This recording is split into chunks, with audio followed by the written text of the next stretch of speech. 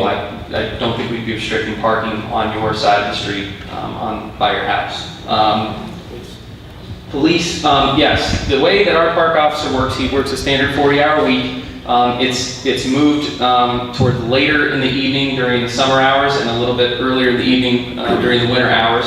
But what happens is if there is a call and he's on duty to the police or to dispatch, they will call him first. He will come out. He will respond.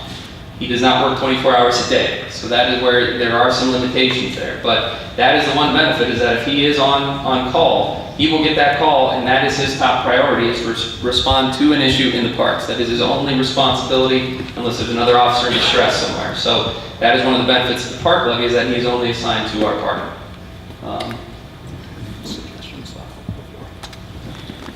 A very good point on kind of the chicken or the egg issue of whether we seek out the opinions of the community versus coming to the church and asking them about this proposal.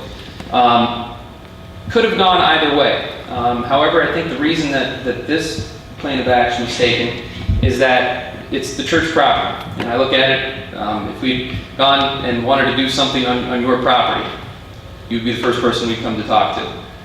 For the exact reason that if you did not want that to happen, it doesn't happen. If the church had decided right off the bat this is not a good opportunity, we wouldn't have gone any further.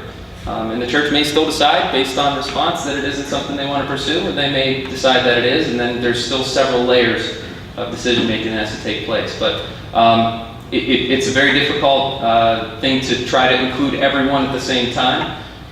And each time you go about this, you have to determine who are the stakeholders that need to be brought into this first. And that was, hindsight's 20/20 on that, but that was the process that was taking place. And obviously tonight was going to happen before any decisions were made. So, Toilets. Oh, toilets, yes.